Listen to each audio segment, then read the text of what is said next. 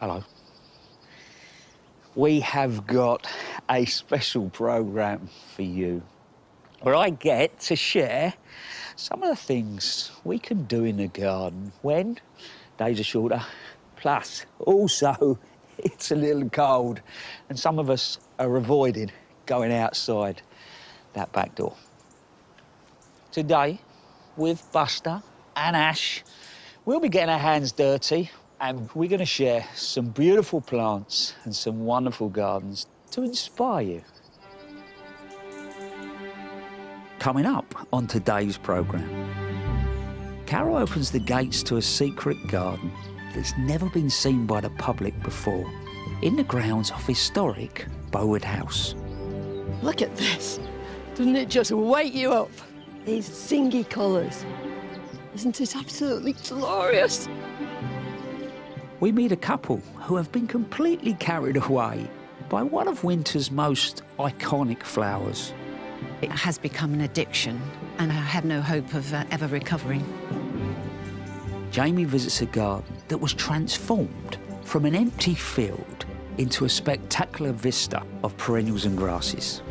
The big part is accepting the chaos and fluidity of the self-seeding plants, and that makes this an ever-changing feast. We meet a passionate houseplant enthusiast who is besotted by begonias. In the house, there's 8 large terrariums. As regard to plants, there's over 2,000. It's sort of taken over, but in a nice way. And Rekha travels to a very special allotment site in Sheffield, with community at its very heart. That's the difference between an allotment and a garden. An allotment is a community of gardeners who learn from each other, who share with each other, and particularly this site where we have such a great community spirit.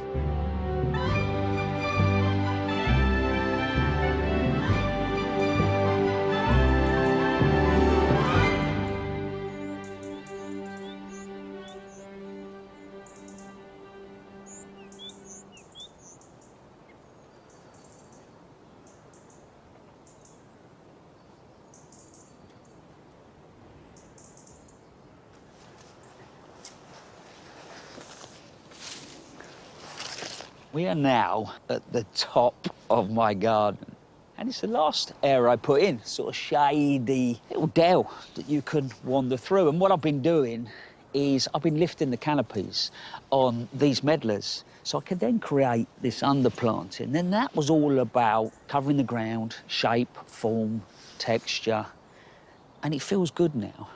And I think if you've got a dark area or even on colder, shorter days, using the colour white just to pop in the light is incredible.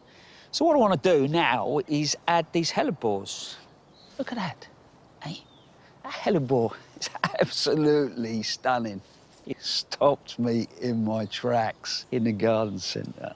And I had 3 of them straight away in the basket. First thing to say about it, it flowers from October through to spring. It's part of the winter ballet series, and it's called Lausanne, and it's a cross between Niger and Orientalis. So, let's get these in. When it comes to soil, well, thinking really good woodland soil. This has had composted bark and manure probably over about 3 years, so there's now becoming a richness. Obviously, the roots are all really good. And what's nice about the flower, as they mature, they go green. So again, just that interest changes, and you've got those really sort of strong architectural leaves. They make those flowers sing, you know? These plants will take shade, semi-shade, and some people will put them in the sun, which is fine, but actually then you're going to need a lot of moisture in that ground.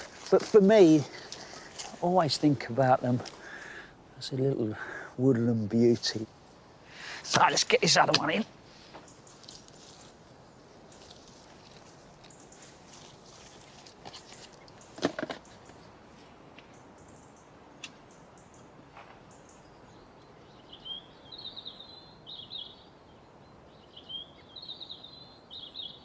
I look at those hellebores that I've planted. I always think about them as a plant that will carry me through the winter into spring, you know. But if there was one plant that I would say says the new season is on the way, it's got to be snowdrops. And we all know that they can suck people in.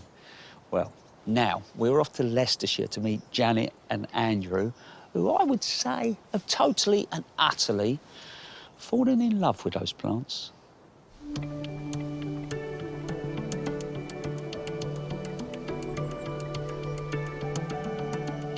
It has become an addiction, and I have no hope of ever recovering.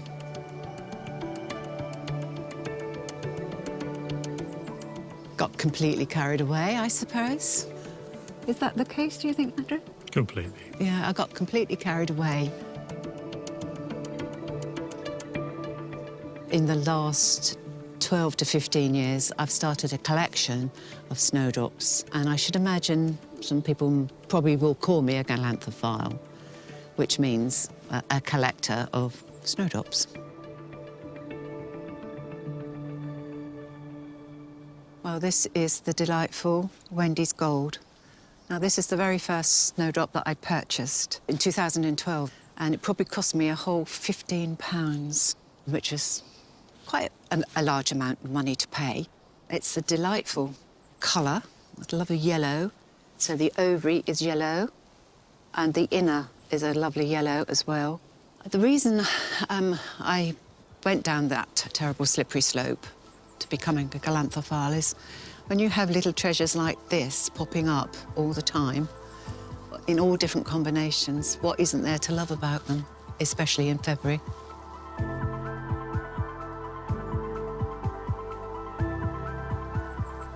I have between 350 to 400 different types, which all seem to be doing very nicely on my north-facing winter slope. Over a number of years, I built all the terraces. We started before my wife was a galanthophile, and unfortunately, I think I made the perfect environment for her to become one. Thank you. Probably a layman would think one snowdrop would look much the same as any other snowdrop, but on closer inspection, you will find a complete variation between different snowdrops. This one is Wasp, and it's quite a demure snowdrop in the ground, quite tiny.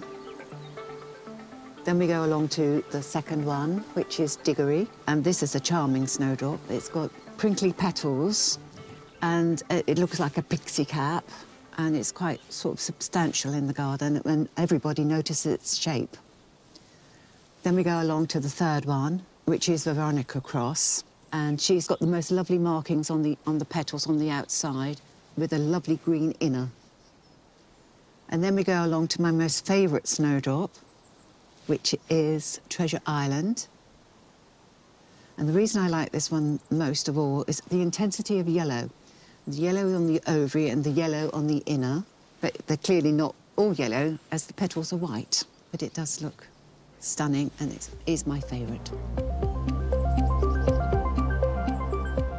In this little pot, we have what's known as the common Nivalis single snowdrop. This snowdrop is prolific in this country, and it grows in woodlands, ditches, all over the place. It just looks stunning, and it's just so pure and simple. This is one of my favourite snowdrops called Galanthus grumpy, and the reason why it's called grumpy is because of this lovely little face that it has. You can see the downturned mouth and the two distinct eyes. When we have children in the garden, it's very nice to ask them to see if they can go and find Grumpy. And when we do that, they go running around looking for this snowdrop.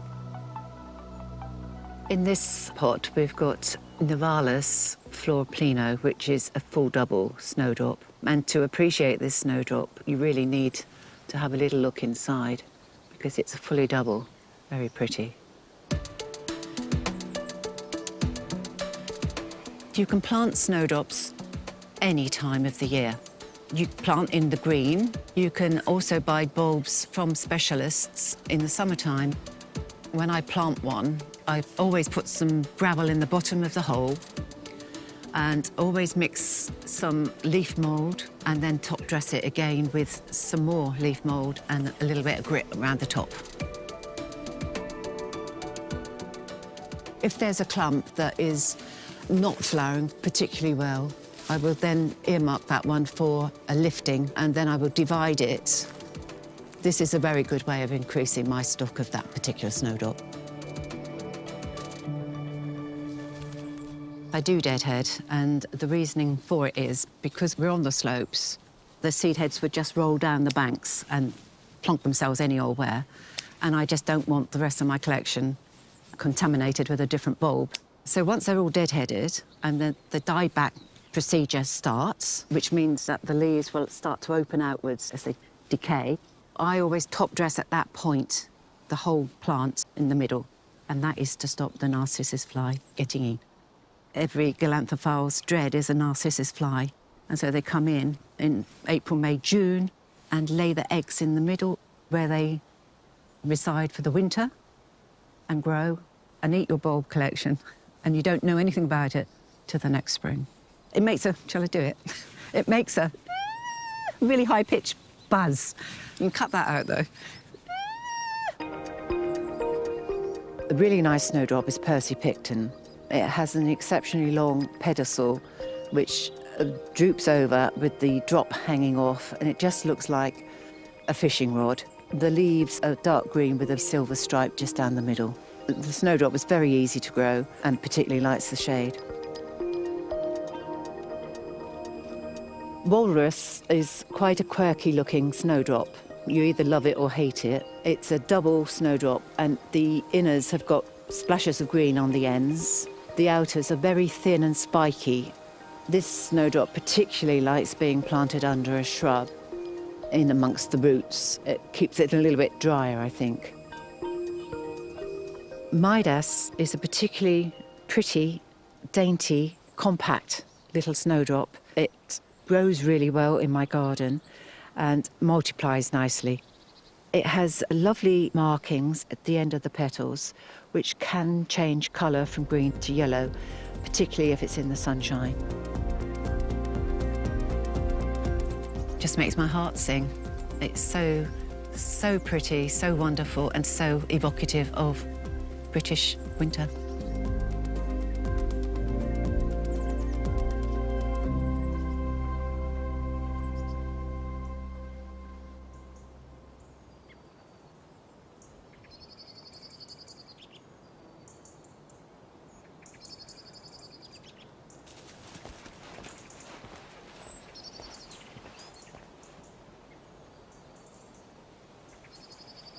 What are we doing, mate?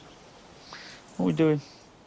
It still blows my mind how many different snowdrops there are. And the grumpy one did make me smile. Right, now, for a plant, happy in the winter, shady little spot maybe, to one that will deal with a baking summer and has become a dog bed on a sunny day. This one, honestly, I'm going to move you off. There we go, young man. You go and play. It was a green roof that I put on top of a log store about 12 months ago. It's like a wooden tray. It's lined out to make it waterproof, so really with a pond liner. And then on top of that, there's like a plastic, think about an egg box, you know, turned upside down. That sort of creates the drainage. On top of that is a real gritty mix that contains peat-free compost. You can see where it's done really, really well and where it's suffered. It's had to deal with a really hot summer. So what I want to do is just do a couple of little repairs. If I just take those bits, see, they're good living bits, so I'm going to save those there. If I just take out a lump like that, and then I can just refresh. I'm repairing it for you, son, don't worry. So once I've cut out that little area, what I'm going to do is use the bits that I saved from when I actually did the roof, and then just work that back in there. So that then will settle down over the winter, be fine. But another way of doing it, I take this little bit out here, that bit of lead, And I'm not going to go quite so deep this time. And if I find, there you go, look at that. So that bit was just hanging over the edge. I've got some roots just there. So if I now just work that into the space, but what I am going to do is then just a tiny bit of compost just to make sure that there's really good contact. And what'll happen, a little shower of rain, and that will just settle that in. And it'll probably get its roots in over the next few weeks. And then in the summer, it will start covering that space. If we approve, you can see them, can't you? Next summer, laid out enjoying the sunshine. Now, last July, Carol got a real exclusive and a good old nosy around a wonderful walled garden just before it was about to open its doors to the public.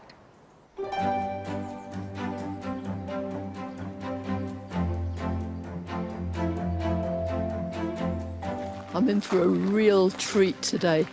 I've come to Bowood House in Wiltshire. The house has stood here since the mid-18th century, but during the last 50 years, visitors have been able to enjoy the grounds, the house and all the gardens. But in all that time, visitors haven't been able to enjoy one of Bowood's best-kept secrets. For the first time in 270 years, this huge 4-acre walled garden that only the owners of the house and the gardeners have seen has been opened for us to enjoy. Isn't it absolutely glorious? The driving idea behind all the borders within this walled garden is that they should provide succession of interest and excitement right the way through, from early spring right through to late autumn. One of the standout features along this border are these great big spheres of euphorbia. Euphorbia serraticarpa. Masses and masses of these tiny little flowers, each with its own bracts or cyathium leaves. And I'll bet, like so many of these late-flowering euphorbias, it's going to have glorious autumn colour after it's thrown its seeds all over the borders and the flowers have faded. And then I've got Verbascum Chakesii album in my garden, and I might get 2 or 3 spikes, but here it's utterly glorious. There must be dozens of spikes, and that's probably because, quite apart from the skill of the gardeners, the soil here suits it perfectly. It's light and sandy.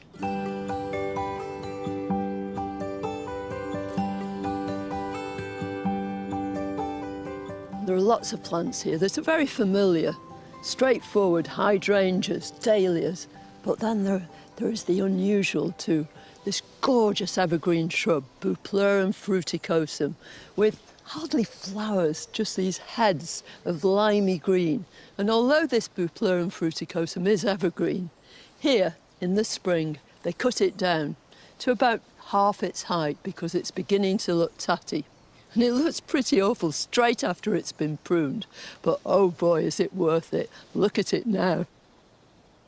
There's a dahlia, but not any old dahlia, a dahlia which is white, repeating this theme. But look at the centre of it, the green. It's just the perfect dahlia for this situation. And not only is it flowering now, it will continue to flower right the way through until the frosts. And they don't lift the dahlias at all, because in this sandy soil, they can just be allowed to die down and up they'll come the following spring. And then, here and there, throughout the borders, are dotted these annuals that just fit perfectly. So Nicotiana here in white also comes in lime green, but then there is a lime green Nicotiana here. It's Langsdorffii, this time with differently shaped flowers, long tubular bells, extremely elegant.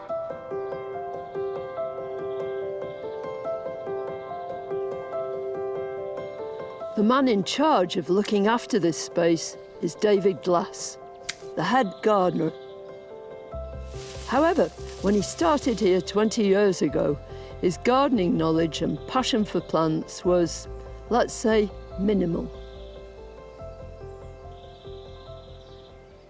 I came here 19 years ago. It wasn't my first career. I started off as a farmer, working on a neighbouring farm. I sort of realised that actually doing weeding for the same amount that I'd be paid to milk cows, I realised that actually I think I prefer weeding than milking the cows. Everything looks absolutely brilliant at the moment, but I'm sure it looks good every season. Succession is vital, isn't it? So that is key, really. We're looking for plants that can give us a little bit extra. So they might have great foliage, they might have great flowers. They might have both. They might have both, and if you have autumn colour as well, then we've got everything. I describe these borders as mixed borders. Yeah, totally mixed borders. So we've got the shrubs, which give the structure, and then we can add in the herbaceous plants, and then also add in the annuals as well, because I think it's important on a mixed border to have the annuals in as well, because they gap fill. And also annuals tend to flower for a longer period of time, and that can often take us right on into the autumn. What's the most important jobs in these borders? Right now, it's deadheading. If we can keep up together with the deadheading, we'll get more blooms. They'll flower right on into the autumn, just stretch out the season as best as possible.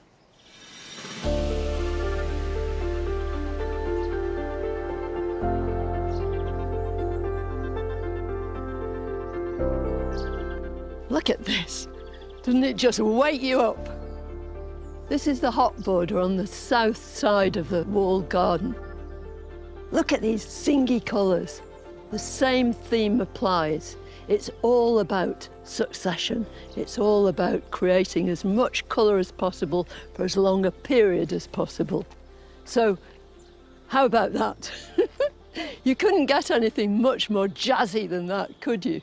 These brilliant flat heads of the Achillea gold plate against this cotinus. And the cotinus is especially good because here, they cut it back to about here during the spring, sort of pollarded, and then all that new growth comes up. So it's full of vim and vigour. The leaves are bigger, the colour's better, it's just beautiful. Here's Rudbeckia goldstern with these brilliant yellow flowers. Whereas that Rudbeckia is a perennial, this is an annual. It's one called Cherry Brandy, and it would have been started from seed in January or February. And look what splendid plants it's made. And it's just beginning to flower with these gorgeous sort of mahogany, almost velvety flowers. So this was grown from seed, but so too was this Rechinus. These glorious big palmate leaves. It's the castor oil plant, Rechinus communis. So foliage is just as important as flowers in these borders.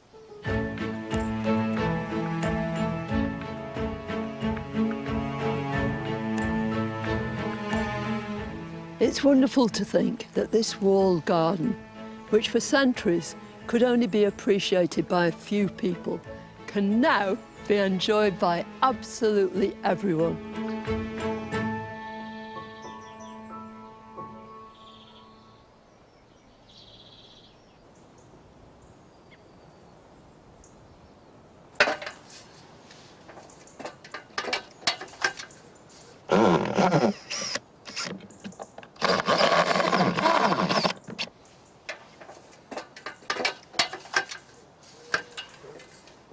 What a place. I have definitely got to go there. But to think, a 4-acre garden that would originally been working, growing food and providing for the house, and now that is absolutely stacked out with flowering plants. Think about it though, both of those things, food, habitat, all important to our birds, like these are.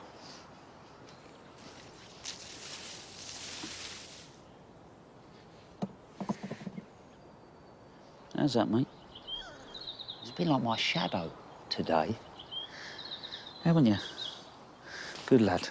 Now, over the last 45 years, we have lost 60% of our house sparrows. Think about that. When I was a kid, they literally seemed the most common bird around. But that drove me to put an awful lot of work into what I think is quite a beautiful bird box. Sparrows love living in communities, so you've got this little des res, wonderful terrace, but the only thing I've seen fly in and out have been blue tits. And this is the moment that we find out if my hard work has been worth it. Oh, wow. No, Bus, no, have a look, mate, have a look. I don't think it has been the sparrows. I think it's the blue tits that have nested, but I'll take that. Hey, mate, what do you think? When it comes to cleaning them out, we're looking really to not touch anything to back end of September at the earliest, even sort of October time. But make sure you do it by the end of January, because it's against the law to disturb nesting birds after that. And when it comes to cleaning, I think the first thing is just to get in there, loosen off the old nests, and then I'm just going to take these out, bits and pieces. If anybody has kept chickens, they all know how important it is to clean out their houses so you don't end up with mites and other little naughties. Now we've sort of roughly cleaned it out, I'm just going to give it a tiny tap. So now I've done that, I'm actually just, first of all, I'm going to use the watering can and I'm going to put some water in each one. Whoop. I thought you'd like that bit. It just gives me a chance to really have a good old scrub around. Oh, you like this now, don't you, eh? You don't want detergent or anything like that. Yeah. There. So let's just tip all these out now. I think that's pretty good. One last thing. I'm just going to pour boiling water over all of the insides, and then that will just guarantee you that you're going to get rid of any nasties. Then I will let it dry out totally and then put it back up. But also remember, if you're adding something like this, it's not always just about the nesting. Sometimes birds just like to get out of the bad weather. So maybe a little bit of hay, some shavings, just sprinkled in the bottom. Things like this can play a huge part in helping our feathered friends. And we know they definitely need it.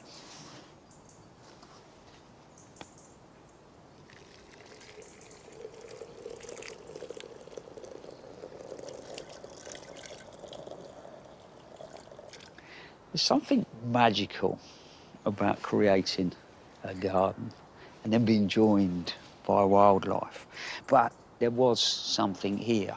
Imagine if you had a complete blank canvas, no garden before, what you could do.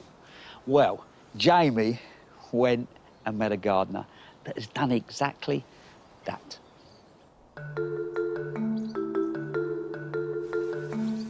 Choosing what plants to put in your garden can be pretty overwhelming, especially when you're creating a garden from scratch. As a plantsman, one of the things I love to celebrate the most is when people just give it a go and play with different colour combinations and textures, working with their local conditions to see what plants work best in their space, and ultimately not being afraid to get it wrong. So I'm really excited to come to Bury St Edmunds in Suffolk to meet Alice Ward-Thomas, who, after being given a small financial gift, did exactly that.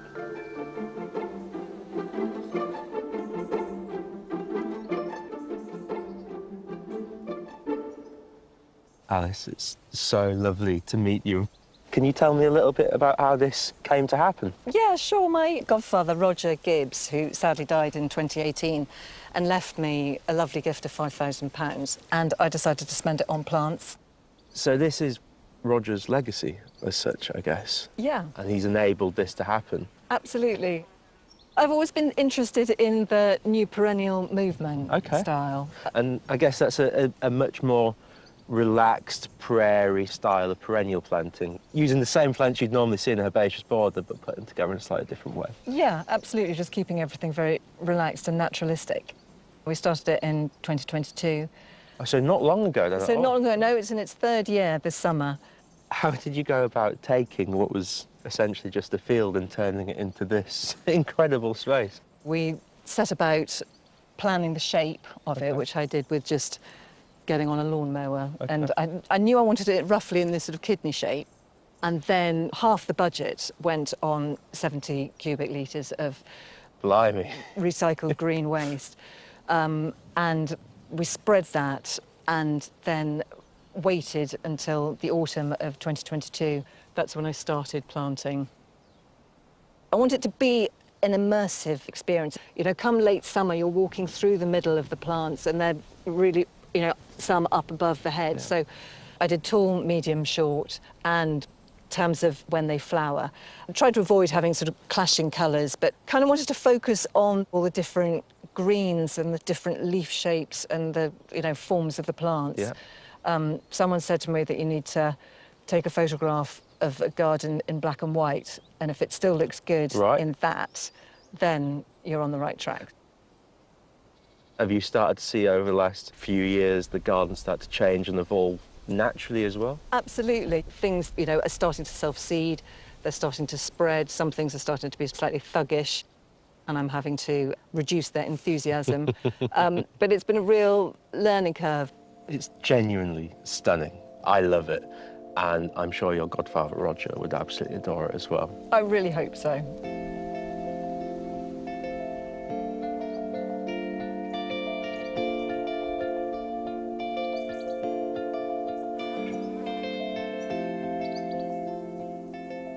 Planting a border in this style is actually really bold and brave, I think. Because normally in the garden you'd have the structure of trees and shrubs to be able to provide the architecture into a space. Whereas in the new perennial movement, you're entirely reliant upon perennials to give you that definition and structure. And Alice has done that brilliantly here, using plants like the phlomis, Phylicium and Cephalarium that are towering above and giving structure to the planting. We then have the rhythm of big clump-forming herbaceous perennials like the leucanthemum and the echinops that bounce all the way through the borders. And then a big part of this new movement is accepting the chaos and fluidity of the self-seeding plants. So you've got plants like Verbena bonariensis, Verbascum olympicum, and then poppies that have actually just come in from the nearby fields. And that makes this an ever-changing feast.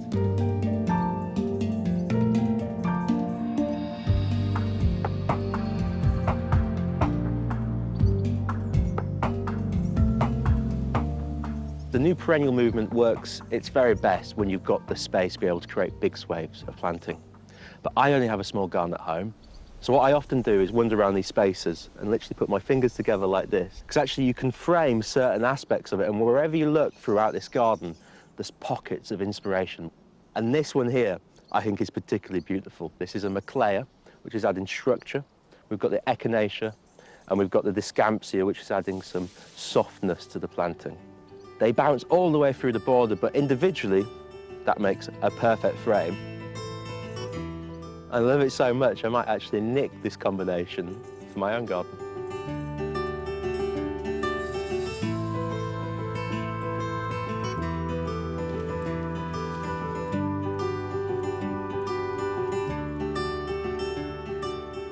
You'd expect a border this impressive to be really high maintenance.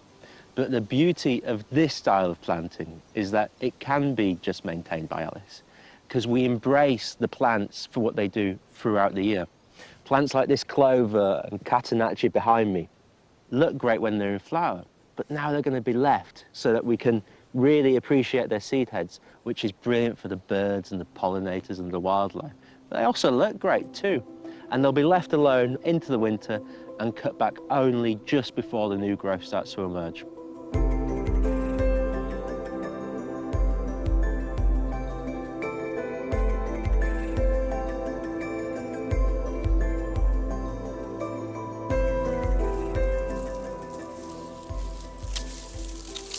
So Alice, these salvias have done quite well. They're very happy, but we give them a good cut back, they'll have that nice flush.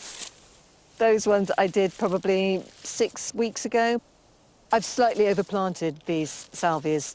And come autumn, I will probably dig them up and divide them and move them into other areas of the garden. I don't think that's ever a bad thing, actually. I always overplant when I first plant anyway, because I'm a bit impatient and I want that instant gratification in year 1 or 2. But a plant that's grown this strong can always be moved around and spread into whatever gaps have appeared Absolutely. elsewhere. Plants for free, and you can get more of that continuity flowing through the garden. You've got not just these salvias, but quite a few others amongst the border, and I clocked you've got one of my favourite salvias, which is Salvia Schwellenberg. I really struggle to grow that one. It's doing really well here. It seems to be very happy. It's nice because it's a little bit later than the Caradonna and Amethyst like this one, and then it just holds its colour. It's such an unusual flower. You sort of think of a salvia, you probably think of these, but that's almost like an Astilbe flower. It is, yeah. It's quite incredible. And then the Ulginosas are maybe a bit too happy. They've become a bit over-enthusiastic, but it's happy because of that mulch. It's shallow-rooted, so it just runs through the mulch without having to get down into the clay. So there are parts of it that I am going to have to reduce a little bit, curb its enthusiasm, but it's such a lovely bright blue and that bright green as well with the leaves. So I definitely wanted to have it in here, and it's loving it.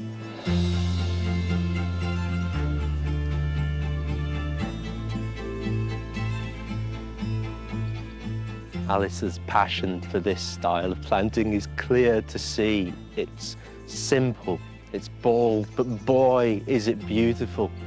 And I think it's the perfect example of, if you like a particular style of planting or even just a combination of plants, then give it a go, because you could create something as beautiful as this.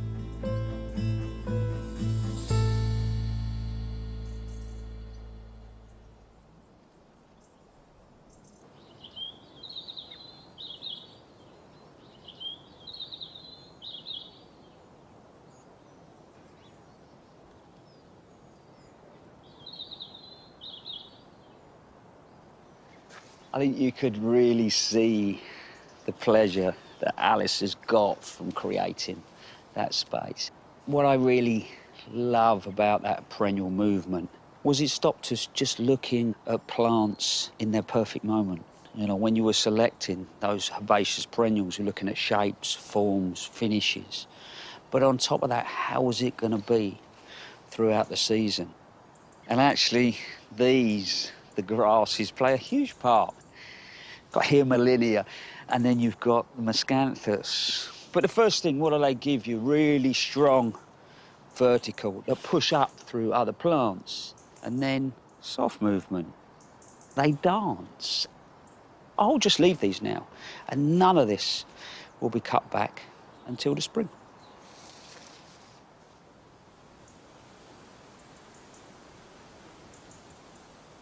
When you're buying plants, think about the form they're going to hold and then just leave them be. Not just because on a winter's day covered in frost, this looks a spectacle. But if I look closely, there you go. They never let you down, do they? See, look, there's ladybirds in there. It provides habitat and food, and I think even more so, you know, on the shorter, colder days, seeing the birds come in and feed. So when you start to buy your perennial plants to plant up your borders and you're thinking about the flower, maybe just a little bit further, you know. Ask the question, what is it going to be like through the winter months? Then put it in the ground and leave it be.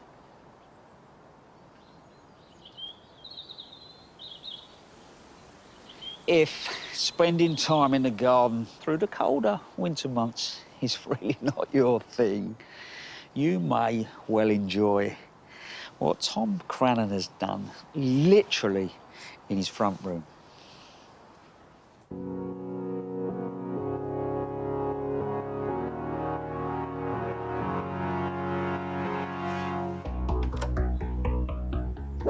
Come on in, let me show you around. So in the house, there's 8 large terrariums in here. As regard to plants, in the house, I would imagine there's at least over 2,000, but that includes all the tiny little seedlings. They started off small, and it's sort of taken over, but in a nice way. Got a lot of begonias. Actually, at first, I thought begonias were the big and blousy plants that you'd see in the municipal car parks. But I saw an online article that showed iridescent plants. It just seemed something out of this world. I didn't even realise that was possible. This is my original favourite. This is Begonia pavonina. This is really what started it all out. I don't know if you can see, but the leaves shine blue. That's from Peninsular Malaysia.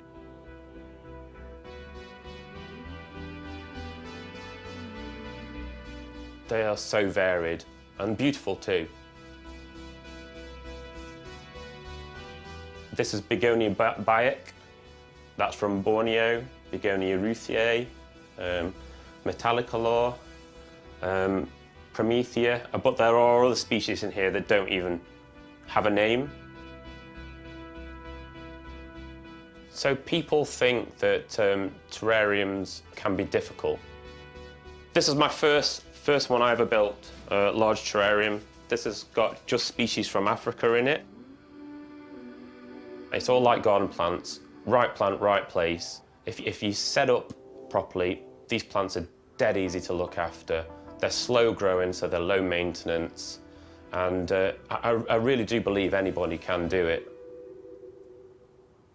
One of the biggest things I do is creating my own seed. I concentrate on species seed because they're so vulnerable in the wild, but I also do dabble in creating my own hybrids. So this is Begonia leucoana from Taiwan. It's a really good houseplant. It's powdery mildew resistant, so it's a great plant to use for hybridizing. To bee the bee, I have a tuning fork. It's just a case of banging it, popping it against the flower, and that releases the pollen.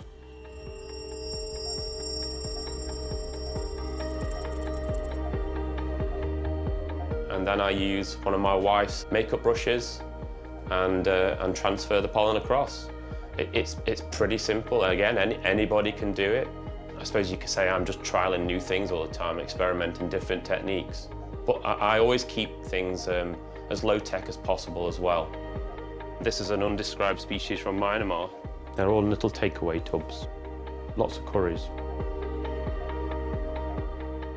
I am proud. I love the creating process, and if you are saving a species at the same time, that's a great bonus.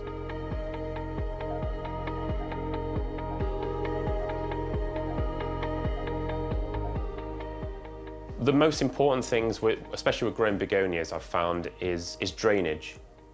In these displays is using rock, wood and clay to create a planting pocket on the walls, if you can imagine putting your hands together, and that gives the plants supreme drainage. They want air around their roots, so I use a lot of materials you get in bonsai. I don't know if you can see here, the soil mix I use is very free draining. It's a case of just popping it in place, and then just to cover the roots and keep it in place. Pretty happy with that. You also don't want 100% sealed. You do want some airflow. A big fallacy that a lot of people say about begonias, you don't want to get the leaves wet. They'll melt. But then there's rain in the wild. They live in rainforests, there's high humidity. The difference is the leaves don't stay wet forever. There is the air movement. What have you built? This. My wife, Nicola, she's very, very supportive, but she wasn't the biggest fan of the plants when I first started bringing them in the house. This is what, it used to be the spare bedroom. It used to be my wife's office. Now it's my nursery. Yeah, so you can imagine Nicola working in an office in here with fluorescent lights behind her. Her office workers thinking, what the hell is being grown in here? I managed to convince her that terrariums were the answer. And now actually she has said she would miss them if they weren't here, which is quite surprising as she has very little interest in gardening. I think it's quite a good way for him to just potter away and not be stressed about things. I've struggled with anxiety and depression for a number of years, and this definitely focuses my mind. The act of caring for that plant as it grows and matures, especially growing from seed, it doesn't have to be a begonia, it could be a tomato, it could be anything, really does give you a feeling of self-worth and purpose as well.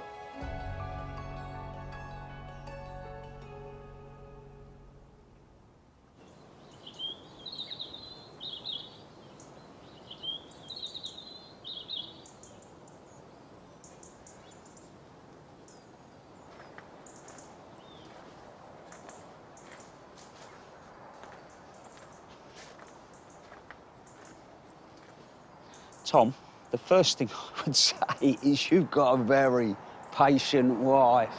But secondly, that took me back to being a 16-year-old, North Devon Parks Department, and us bedding out begonias. Wonderful. Talking about wonderful, look at my carrots. I sowed these about midsummer, and then you can see my frames, so I then net them over with a mesh, fine mesh, to protect them from the carrot fly, and I just walk away. So actually now, all I'm gonna do is tease out the bigger carrots, and these are a chantenay. Basically, it's short and stubby, but they are wonderfully sweet. And what's nice, because these are in a raised bed, it's quite light, airy soil, I didn't manure it. I can leave these through the winter months. If you're on heavier soil, then you would lift and then store them away. But look at those beautiful things. These are called red cord, and they've got a wonderful taste to them.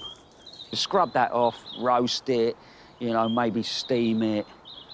Yeah, wonderful, I'm already there. I think through the winter as well, you could cloche them over, protect them, but for me, they're just left. I come out and help myself whenever we fancy carrots. So there you go.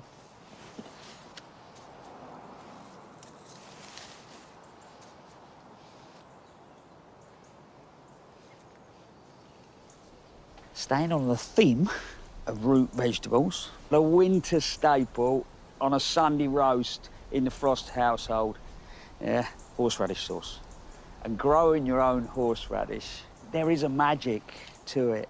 You plant it out going into the spring, and you buy it as thongs. Yes, you heard me correctly, thongs. So just be careful when you're ordering it, obviously. And they come like little bits of root, and then you literally drop them in. And I'm gonna dig some up now. This is either gonna be brilliant, or you're all gonna absolutely laugh at me. You can dig it up from October, but earlier on in the year, that taste is milder. It's got a huge, great taproot that's a bit like a parsnip, really. And then what you do is you'll leave some in the ground, and then that'll start to grow again. So there you go, look at that. Yes, if I clean that down now, absolutely lovely. You know, for me, whether it's a horseradish cream, a full-on sauce, or I grate it over different things just to add that warmth. All I would add to that is some people worry about this because it can be a bit of a thug. It can start travelling. So growing it in a raised bed like this works really well. But I'm quite proud of that. Growing your own veg for the table is one of the joys in life. But in August, Rekha went to an allotment where sharing, learning and friendship are as important as the produce. Today, I'm in Sheffield at Woodseats Allotments, a vibrant inner city site with more than 100 plots spread across nearly 10 acres. I've missed being on an allotment.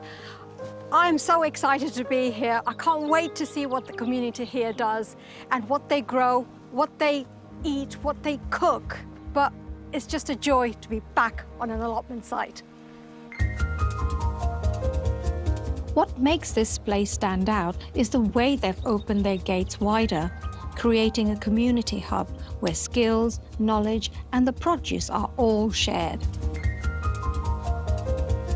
These allotments are about more than just growing your own.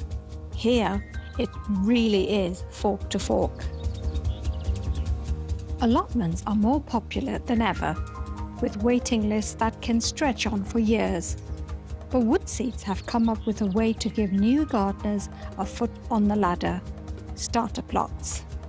These small spaces give new growers the chance to get stuck in straight away, to learn, experiment, and grow in confidence.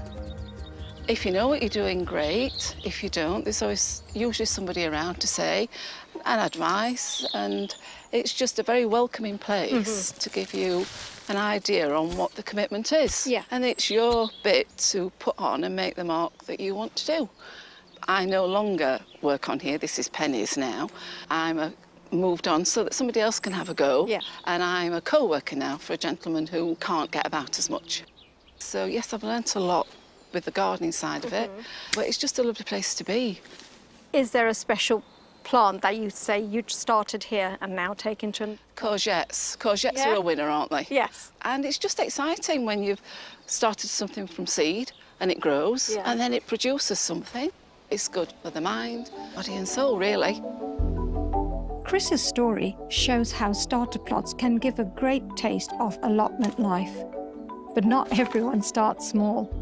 Some growers, like Emily, jump straight in with a full-size plot. She's only had hers for 6 months, but in that short time, got it working. So you're a first-time allotmenteer. Yes. Did this not faze you? The size of it and what you've just taken on, the challenge?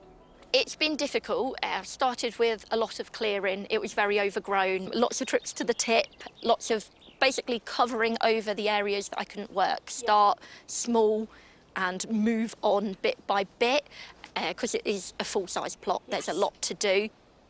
I like what you've done. Tell me, what are you growing? A lot of squash, because obviously I missed the first growing season. Yeah. So I've been able to get in some rainbow chard. I've got pattypan squash, acorn squash, and beans and cabbages. I've got potatoes behind us, strawberries and chives, some onions down here. Hopefully they'll survive the heat. You have definitely got the allotment bug, I can see. Exactly how I was many years ago. You've got that, and it's a joy to see that. It's a joy to see a piece of land that wasn't worked on for a while come back to life again. And I think I like that. This is the greenhouse. Oh, I've been admiring it from the outside. Oh my goodness, this is beautiful. Yeah, lots of tomatoes this year. And the imposter squash, as I'm calling it. Why, what was it to be? A loofah. Oh, right, okay. But that's what poor It's a labelling. spaghetti squash. It's definitely a spaghetti squash. It's fallen off the vine, but is turning yellow, so that's a good sign that I'll still get to eat it. And you've still got more fruit coming? Yes. How are you managing to attract pollinators in here? They're not. I'm doing it all by hand. I've got a little paintbrush. Ah, okay. Do your windows open? Because it'll help with the airflow, and it might even allow the insects to come in. Okay. To help the pollinating side of things. So I think More you help do. the better. Yes, of course. Yeah, rather than the brush. Growing your own is only the start. The real magic happens when the food is cooked and shared right here on site. It's not every day you find an allotment where the plots double up as kitchens. But just along the path, Pat and Forid are turning their harvest into a feast. Hello. Hi, Rekha. Is this what it's all about? Yes, Cooking it an is, allotment. I can smell it as I walked in. It's really nice. It's a healthy lunch. I'm enjoying your allotment. How long have you had it? In a couple of weeks, a year. So it's been a lot of work, but it's coming on. Lots of stuff. It's looking great. What's your secret? A lot of help from the neighbours. Yeah? A great community, great set of people. Forid, tell me a little bit about your plot. How did growing come about for you? I'm Bangladeshi, so coming from a family of farmers, I grow uri, which is hyacinth bean, and okra, and the absolute epitome of a Bangladeshi vegetable, hodu. Oh, nice. After 8 years of trying, I've got my first You hodu. didn't give up, and that's the whole idea about allotments. You don't give up, you keep trying. And every year is learning something. Yes, So it's, you know, whether it's too hot, too cold, too wet, too dry. Yeah. That's the good thing about growing stuff is you learn as you go. Yes. Yeah. And a good thing about being on an allotment site with people like Pat and others is there's always something to learn from someone else who's had a go. I think I get a lot more from it than what Yeah. put in, so you do tend to put more in without doubt. because you're getting plenty out. And I think that's the difference between an allotment and a garden. An allotment is a community of gardeners who learn from each other, who share with each other, and particularly this site where we have such a great community spirit. Spending time with Pat and Forrid shows how much this place is about more than just growing. It's about friendship, support, and sharing what you have. And at the very heart of that spirit is the hub. This is the hub. Yes, welcome. It's the work of lots and lots and lots of people. I do like what you've done. There's so much creativity. Yes. Sarah, tell me, how important are community spaces like this? They're amazing. I think it's bigger than just, you're doing something that's bigger than you as an individual. So you go to your plot and, you know, you grow your own vegetables and things, but this is, you're doing it for everybody. With green spaces getting harder to find, allotments like Woodseats feel more precious than ever. They're a living proof that when people share their time, skill, and energy, the results go far beyond what grows in the soil. I have had the most wonderful day on this allotment site. They have been so welcoming. They've given me so much joy knowing that they don't just share what they grow, they share what they do. And that's what allotments are all about. It's not about growing, that's half the story. The other half is about the community.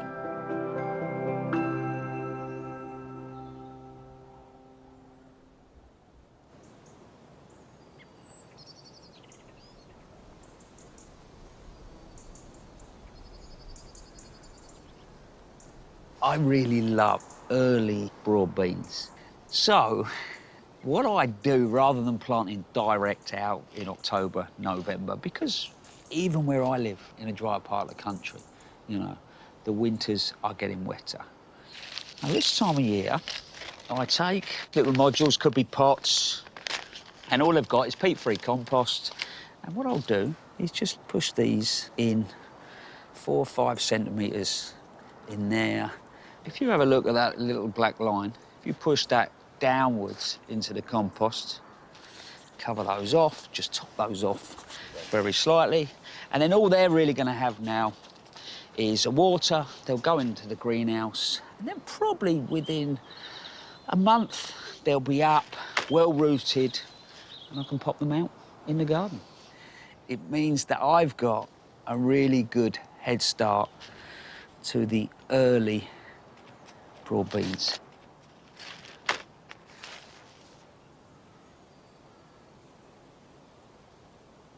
Well, I'm afraid that is it from us. So, bye-bye, and we'll see you next time.